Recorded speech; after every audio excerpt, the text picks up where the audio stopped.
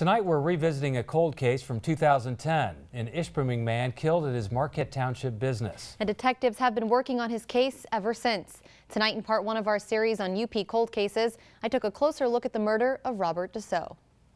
Left in a snowbank on a cold winter day. It was February 23, 2010. 27-year-old Robert Dusseau was working at his Marquette Township business, Quick Cash and Guns. But when he didn't come home from work that night, Robert's wife, Carly, reported him missing. She had been calling her husband regularly, both at the business phone and on his cell phone, and he was not answering. That was unlike Mr. Dusseau. Trooper did some investigation in an attempt to locate Mr. Dusseau, was able to do some investigation and find his vehicle. But Robert Dusseau wasn't with his vehicle. The Ishpeming man was found buried in the fresh snow right outside that store on US 41. Police say Dusseau was shot to death. But why Robert Dusseau? That question is half the problem, since investigators say they don't believe Robert Dusseau was killed because he was Robert Dusseau. And those who knew Dusseau say his murder could have been a case of mistaken identity.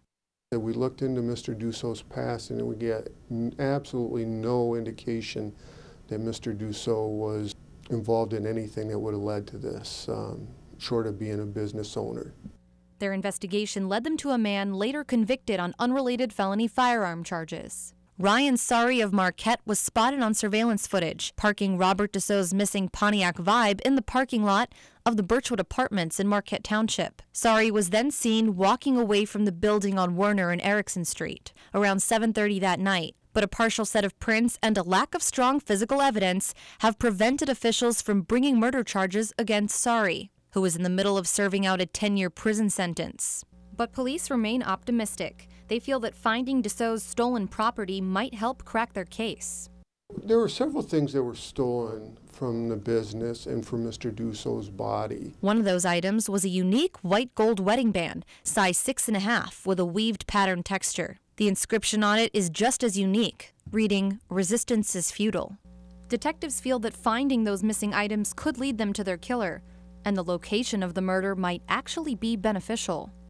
This pawn shop is 20 or 30 feet from US 41, and where Mr. Dusseau's body was found was very close to a very busy roadway. Anyone with information is asked to call the Michigan State Police at 906-475-9922.